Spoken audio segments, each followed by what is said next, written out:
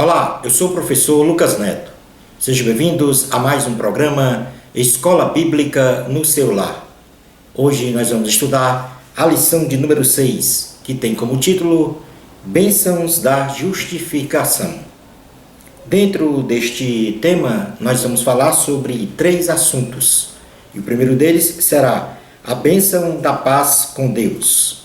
Em segundo lugar, vamos falar sobre bênçãos do regozijo nas tribulações. E em terceiro e último lugar, vamos falar sobre a bênção da salvação passada e presente.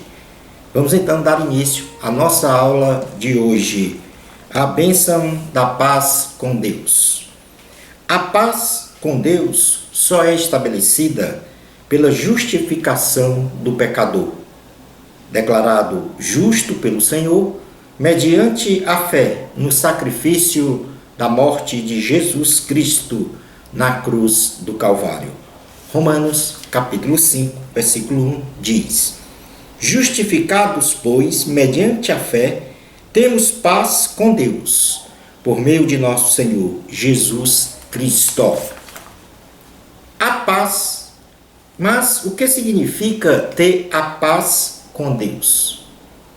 A paz com Deus relativo ao nosso destino. O Espírito Santo nos revela de onde viemos, o que estamos fazendo no planeta Terra e para onde iremos quando o Senhor findar os nossos dias de vida terrestre.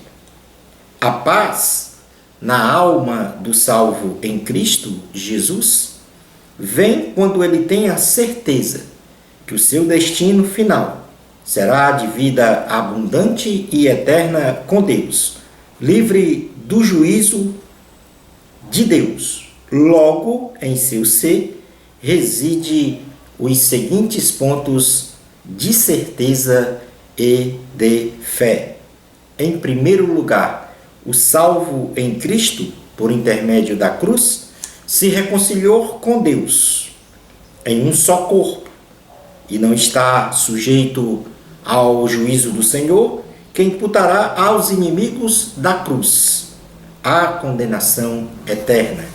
E isso nós podemos ler na carta aos Efésios, capítulo de número 2, versículos 11 ao 16, que diz o seguinte: Portanto, lembrai-vos de que outrora vós, gentios na carne, chamados incircuncisão por aqueles que se intitulam circuncisos na carne por mãos humanas, naquele tempo estáveis sem Cristo, separados da comunidade de Israel e estranho às alianças da promessa, não tendo esperança e sem Deus no mundo. Mas agora em Cristo Jesus, vós que antes estáveis longe, fostes aproximados pelo sangue de Cristo, porque Ele é a nossa paz, o qual de ambos fez um, e tendo derribado a parede da separação, que estava no meio, a inimizade. Aboliu então na sua carne a lei dos mandamentos na forma de ordenanças, para que dos dois criassem em si mesmo um novo homem, fazendo a paz, e reconciliasse ambos em um só corpo com Deus por intermédio da cruz, destruindo por ela a inimizade. No salvo em Cristo, não há incertezas nem dúvidas de que Deus agora é o seu amigo, pois ele não pratica e nem se comporta conforme os valores mundanos que caracteriza uma inimizade com Deus. Tiago, capítulo de número 4, versículo 4, diz assim a palavra do Senhor. Tiago, capítulo de número 4, versículo 4. Infiéis, não compreendeis que a amizade do mundo é inimiga de Deus? Aquele, pois, que quiser ser amigo do mundo, constitui-se inimigo de Deus. Em terceiro lugar, a paz com Deus relativa ao nosso destino, o salvo em Cristo, tem agora um Pai celestial que cuida dele, protege-o e também o abençoa, sabendo que um dia viverá eternamente com o Senhor. João, capítulo 1, versículos 11 e 12, diz assim a palavra do Senhor. Veio para o que era seu, e os seus não o receberam, mas a todos quantos o receberam, deu-lhes o poder de serem feitos filhos de Deus, a saber, aos que creem no seu nome. Portanto, a bênção da paz com Deus traz aos que creem em Jesus, no sacrifício de Jesus, com relação ao nosso destino, ao destino dos que creem em Jesus. Primeiro, o salvo em Cristo, por intermédio da cruz, ele está reconciliado com Deus num só corpo e não está sujeito ao juízo do Senhor. Em segundo lugar, no salvo em Cristo não há incertezas, nem dúvidas. Agora Deus é amigo dele. E em terceiro lugar, o salvo em Cristo tem um Pai, agora tem um Pai celestial, que cuida dele, que guarda, que protege e que abençoa. Mas qual seria a paz com Deus relativo à nossa vida aqui na terra? Em primeiro lugar, o salvo em Cristo sabe que tem um poder que vem de Deus. E por isso, o salvo em Cristo pode enfrentar toda e qualquer adversidade e jamais será destruído. Escute muito bem isso. Aquele que é salvo em Cristo Jesus jamais poderá ser destruído. E isso é uma promessa, é uma assertiva real encontrada na Bíblia, na segunda carta aos Coríntios, capítulo de número 4, versículos 7 ao 9, que diz o seguinte: temos, porém, este tesouro em vasos de barro, para que a excelência do poder seja de Deus e não de nós. Em tudo somos atribulados, porém não angustiados, perplexos, porém não desanimados, perseguidos, porém não desamparados, abatidos, porém não destruídos. Vou repetir o versículo 8. Em tudo somos atribulados, porém não angustiados, perplexos, porém não desanimados. Versículo 9. Perseguidos, porém não desamparados, abatidos, porém não destruídos. Você e eu, que cremos em Jesus, jamais poderemos ser destruídos. A paz de Deus também nos oferece um desenvolvimento espiritual pleno, como resultado da qualidade da própria paz, como uma virtude do fruto do Espírito. Lá na carta aos Gálatas, capítulo de número 5, em seu versículo de número 22, nós temos aqui as qualidades do fruto do Espírito Santo. E entre elas nós temos a paz. Quando ele diz, mas o fruto do Espírito é amor, alegria, paz, longanimidade, benignidade, bondade, fidelidade, mansidão, domínio próprio. Contra essas coisas não há lei. Portanto, é a paz interior, a paz na alma daquele que é salvo em Cristo. Vamos falar agora um pouco sobre a graça e a esperança da glória de Deus. Através de Jesus, nós obtemos acesso à sua graça. E também obtemos acesso à esperança da glória de Deus. E isso nós podemos ler no versículo 2 do capítulo 5 da carta aos Romanos, quando diz, por intermédio de quem? Este quem é Jesus Cristo. Obtivemos igualmente acesso, pela fé, a esta graça na qual estamos firmes e gloriamo-nos na esperança da glória de Deus. Quanto à graça de Deus, ou seja, a ação do Senhor ao nosso favor, ainda que não mereçamos, esta graça nos traz os seguintes benefícios. Com o Senhor Jesus presidindo a nossa vida, estamos seguros, cônscios que pelas suas mãos e pelo seu poder seremos protegidos dos dardos malignos atirados contra a nossa tenda, isso quer dizer contra a nossa casa, contra a nossa família, contra a nossa vida.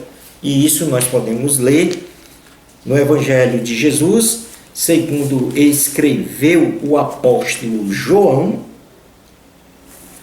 em seu capítulo de número 10, versículos 27 a 29, que diz o seguinte: João, capítulo 10, versículos 27 ao 29. As minhas ovelhas ouvem a minha voz, eu as conheço, e elas me seguem. Eu lhes dou a vida eterna, jamais perecerão, e ninguém as arrebatará da minha mão. Aquilo que meu Pai me deu é maior do que tudo, e da mão do Pai ninguém pode arrebatar. Estamos seguros com o Senhor. Primeira carta de Pedro, em seu capítulo de número 1, versículos 3 a 5, diz o seguinte. Primeira carta de Pedro, e aí nós vamos encontrar aqui, já no final da Bíblia, capítulo 1, versículos 3 e 5, diz assim, a 5. Bendito Deus e Pai de nosso Senhor Jesus Cristo, que segundo a sua muita misericórdia nos regenerou para uma viva esperança, mediante a ressurreição de Jesus Cristo dentre os mortos, para uma herança incorruptível, sem mácula, imacessível, reservada nos céus para vós outros, que sois guardados pelo poder de Deus, mediante a fé, para a salvação preparada para revelar-se no último tempo. É pela graça de Deus que dia a dia nos fortalecemos espiritualmente para o enfrentamento das agruras da vida, que sabemos então que estas jamais podem nos destruir, como já falamos em um ponto anterior da lição. E na carta aos Efésios, em seu capítulo de número 6, versículo 10 ao 12, diz assim a palavra do Senhor. Efésios, capítulo 6, versículos 10 ao 12. Quanto ao mais, sede fortalecidos no Senhor e na força do seu poder, revestivos de toda a armadura de Deus, para poderdes ficar firmes contra as ciladas do diabo. Porque a nossa luta não é contra o sangue e a carne, sim contra os principados e potestades, contra os dominadores deste mundo tenebroso, contra as forças espirituais do mal nas regiões celestes. Portanto, a graça de Deus, ela nos dá, ou nos traz como benefício, a segurança em Cristo Jesus, pelo seu poder, e também o nosso fortalecimento espiritual, que vai culminar então com a nossa vida eterna com Cristo. Quanto à esperança da glória de Deus, também mencionada no versículo 2 do capítulo 5 da carta aos Romanos, nós podemos aqui enumerar 3 benefícios.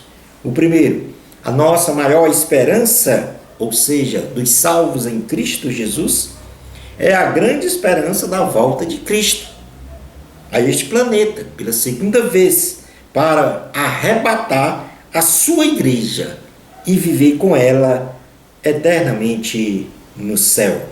E no Evangelho de Jesus, segundo escreveu o evangelista Mateus, no capítulo 24, nós vamos então verificar esse anúncio da volta de Jesus, que é a nossa esperança, porque ele vem nos buscar. Mateus capítulo 24, versículos 29 a 31, diz assim a palavra do Senhor. Logo em seguida à tribulação daqueles dias, o sol escurecerá, a lua não dará a sua claridade, as estrelas cairão do firmamento e os poderes dos céus serão abalados. Então aparecerá no céu o sinal do Filho do Homem. Todos os povos da terra se lamentarão e verão o Filho do Homem vindo sobre as nuvens do céu, com poder e muita glória. E ele enviará os seus anjos com grande clangor de trombeta, os quais reunirão seus escolhidos dos quatro ventos, de uma a outra extremidade dos céus. A nossa esperança, como filhos de Deus, em segundo lugar, é um dia ter um corpo glorioso, que não possui limitação de espaço e nem de tempo, e também não estará mais sujeito ao pecado, ou mesmo às intempéries da vida. E isso nós podemos ler na primeira carta aos Coríntios, capítulo de número 15, versículo 50 a 54. Diz assim a palavra do Senhor. Primeira carta aos Coríntios, capítulo 15, versículo 50 a 54. Isto afirmo, irmãos, que a carne e o sangue não podem herdar o reino de Deus, nem a corrupção herdar a incorrupção. Eis que vos digo um mistério: nem todos dormiremos, mas transformados seremos todos, no momento, num abrir e fechar de olhos, ao ressoar da última trombeta. A trombeta soará, os mortos ressuscitarão incorruptíveis, e nós seremos transformados. Porque é necessário que este corpo corruptível se revista da incorruptibilidade, e o que é corpo mortal se revista da imortalidade. E quando este corpo corruptível se revestir de incorruptibilidade, e o que é mortal se revestir de imortalidade, então se cumprirá a palavra que está escrita: tragada foi a morte pela vitória. Em terceiro lugar, a nossa esperança como servos do Senhor é ver e ouvir pessoalmente o nosso poderoso e amado Deus. Apocalipse, capítulo de número 22, versículos 1 ao 4, diz assim: Então me mostrou o rio da água da vida, brilhante como cristal, que sai do trono de Deus e do Cordeiro. No meio da sua praça, de uma e outra margem do rio, está a árvore da vida, que produz 12 frutos, dando seu fruto de mês em mês. E as folhas da árvore são para a cura dos povos. Nunca mais haverá qualquer maldição. Nela estará o trono de Deus e do Cordeiro. Os seus servos os servirão, contemplarão a sua face, e na sua fronte está o nome dele. Vamos agora para o item número 2, bênçãos do regozijo nas tribulações. As tribulações da presente vida nos remete a uma situação de angústia, de tristeza. Muitas vezes a sensação de que tudo está perdido ou acabou. O cristão deve enxergar as aflições deste mundo como oportunidades de crescimento espiritual, de fortalecimento do espírito, de uma busca maior de sua santidade, de confiança, de fé em Deus e, do que é mais importante, a certeza da vitória sobre o mundo. No Evangelho de Jesus, segundo escreveu João, em seu capítulo de número 16, versículo 33, diz assim a palavra do Senhor: Estas coisas vos tenho dito, para que tenhais paz em mim. No mundo passais por aflições, mas tende bom ânimo, eu venci o mundo. Logo, a paz de Jesus nos traz esta visão de que a tribulação, ainda que doa na carne e na alma, nos traz a oportunidade de termos uma maior sede pela leitura e meditação da palavra de Deus, pelo desejo ardente de orar, jejuar, se consagrar ao Senhor. E nós podemos ler na segunda carta a Timóteo, capítulo de número 3, segunda carta a Timóteo, capítulo de número 3, versículos 10 ao 16, o seguinte: Tu, porém, tens seguido de perto o meu ensino. Procedimento, propósito, fé, longanimidade, amor, perseverança. As minhas perseguições e os meus sofrimentos, quais me aconteceram em Antioquia, Icônio e Listra, que variadas perseguições tenho suportado, de todas, entretanto, me livrou o Senhor. Ora, todos quanto querem viver piedosamente em Cristo Jesus serão perseguidos, mas os homens perversos e impostores irão de mal a pior, enganando e sendo enganados. Tu, porém, permanece naquilo que aprendeste, e de que foste inteirado, sabendo de quem o aprendeste, e que desde a infância sabes as sagradas letras, que podem tornar-te sábio para a salvação pela fé em Cristo Jesus. Toda a Escritura é inspirada por Deus e útil para o ensino, para a repreensão, para a correção, para a educação na justiça, a fim de que o homem de Deus seja perfeito e perfeitamente habilitado para toda boa obra. Portanto, aqui há uma exortação direta a se permanecer leal à verdade, à fé, e a se estabelecer que a meditação da palavra, o jejum, a oração, a consagração a Deus nos faz muito mais forte para enfrentar as nossas tribulações, as nossas aflições, os nossos problemas do dia a dia. Mas vamos agora passar a ver a visão bíblica para o enfrentamento das tribulações. E vamos iniciar falando da própria tribulação. A tribulação, ela se caracteriza quando uma pessoa está em agonia, em aflição, em aperto, num martírio, num tormento, em condições de desespero, não contemplando uma saída ou solução dos seus problemas. Porém, é neste momento que o cristão, se achando sem forças ou fraco, deve enfrentar a situação não com a força dele, mas com a força de Cristo. Na primeira carta aos Coríntios, capítulo de número 12, versículo 10, diz assim a palavra do Senhor. Primeira carta aos Coríntios, capítulo 12, versículo 10.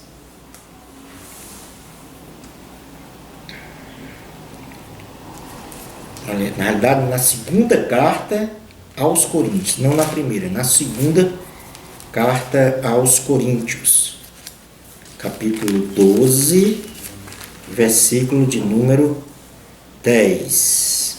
Pelo que sinto prazer nas fraquezas, nas injúrias, nas necessidades, nas perseguições, nas angústias, por amor de Cristo, porque quando sou fraco, então é que sou forte, na força de Cristo.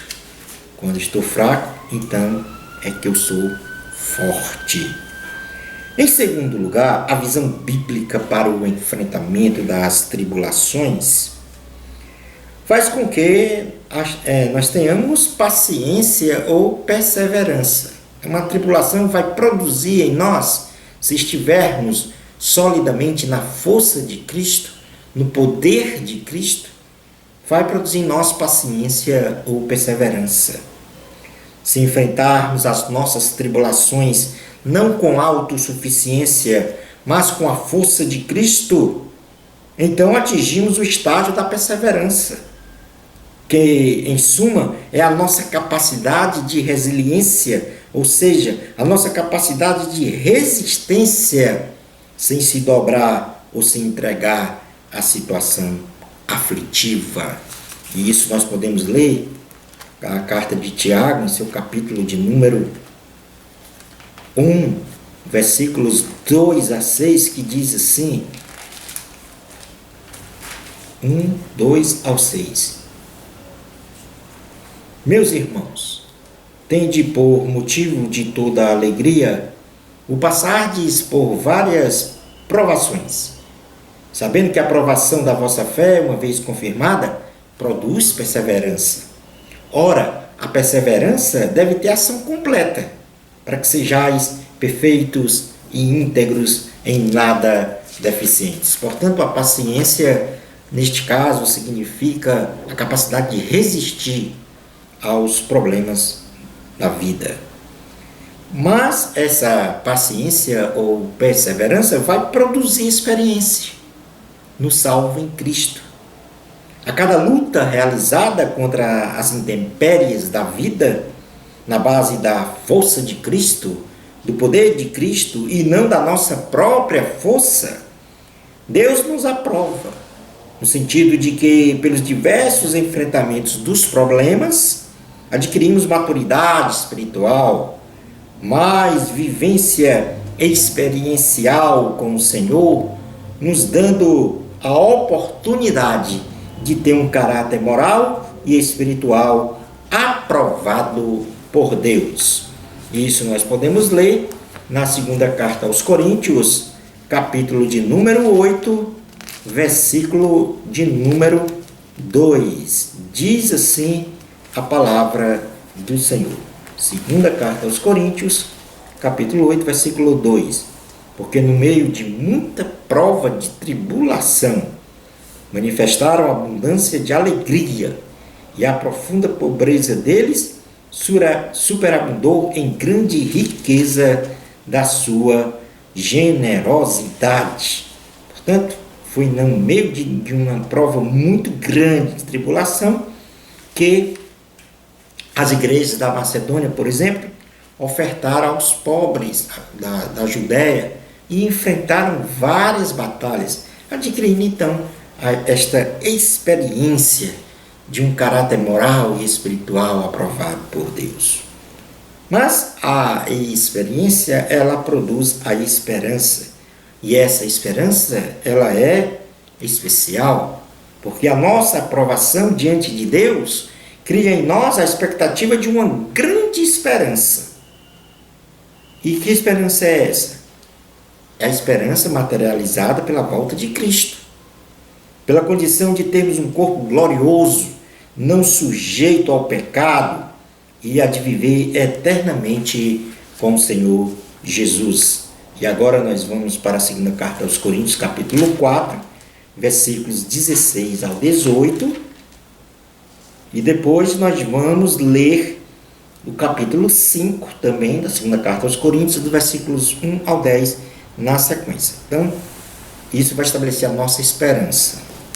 Por isso não desanimamos, pelo contrário, mesmo que o nosso homem exterior se corrompa, contudo o nosso homem interior se renova de dia em dia, porque a nossa leve e momentânea tribulação produz para nós eterno peso de glória, acima de toda comparação, não atentando nós nas coisas que se veem, mas nas que se não veem, porque as que se veem são temporais, e as que se não veem são eternas.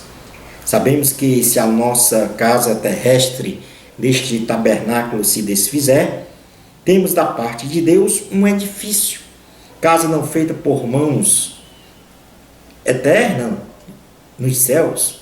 E por isso neste tabernáculo gememos, aspirando por sermos revestidos da nossa habitação celestial.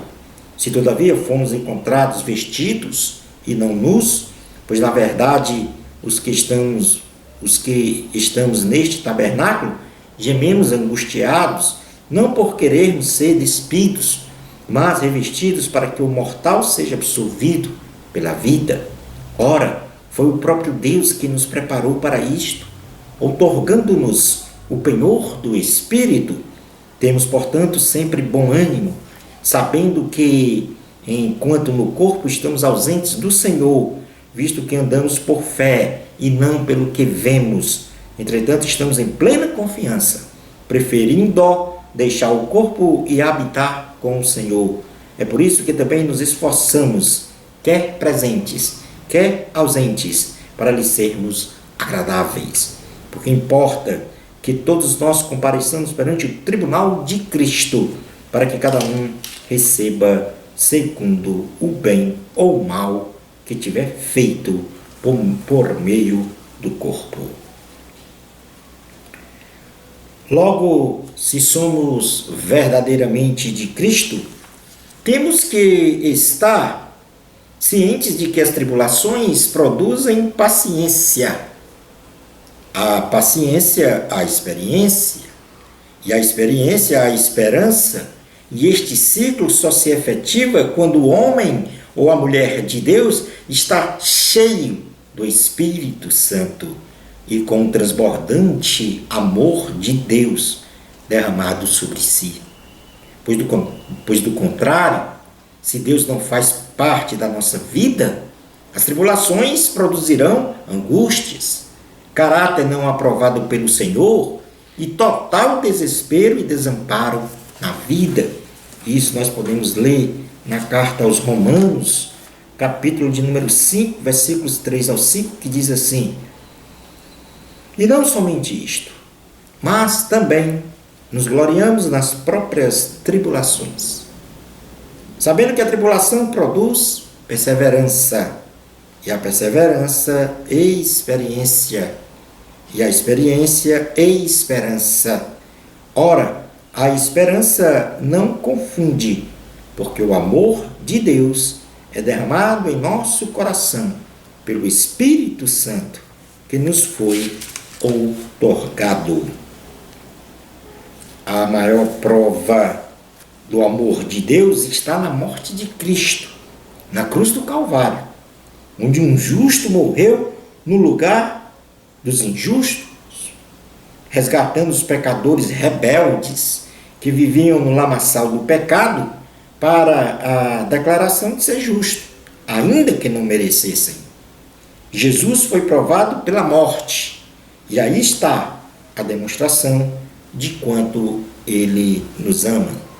Romanos, capítulo 5, versículos 6 ao 8, diz assim: porque Cristo, quando nós ainda éramos fracos, morreu a seu tempo pelos ímpios.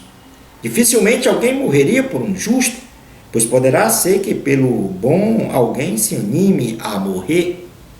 Mas Deus prova o seu próprio amor para conosco, pelo fato de ter Cristo morrido por nós, sendo nós ainda pecadores. Vamos agora para o item 3 da lição, que fala sobre a bênção da salvação passada e presente. Éramos inimigos de Deus por causa do pecado. Porém, o Senhor Jesus, pela sua morte, nos fez amigos de Deus. E assim, nesta condição, somos aceitos por Deus para, no tempo presente, vivermos em comunhão e em adoração com o Senhor. E no tempo futuro, vivermos eternamente no céu, com o nosso majestoso Deus. Isso nós podemos ler em Romanos, capítulo 5, versículos 9 ao 11, que diz assim: logo, muito mais agora, sendo justificados pelo seu sangue, seremos por eles salvos da ira. Porque se nós, quando inimigos, fomos reconciliados com Deus, mediante a morte do seu Filho, muito mais, estando já reconciliados, seremos salvos pela sua vida. E não apenas isto, mas também nos gloriamos em Deus, por nosso Senhor Jesus Cristo, por intermédio de quem recebemos agora a reconciliação. a ira de Deus estava sobre nós. Mas agora estamos livres das seguintes sentenças. Em primeiro lugar, não seremos destruídos pelo Senhor na segunda fase da sua volta, o julgamento das nações e a destruição do império satânico. E isso nós podemos ler na segunda carta aos Tessalonicenses, em seu capítulo de número 1, versículos do 1 ao 10. Segunda carta aos Tessalonicenses, capítulo de número 1, versículos 1 ao 10, diz assim: Paulo, Silvano e Timóteo, à igreja dos Tessalonicenses, em Deus, nosso Pai, e no Senhor Jesus Cristo, graça e paz a vós outros, da parte de Deus, Pai, e do Senhor Jesus Cristo.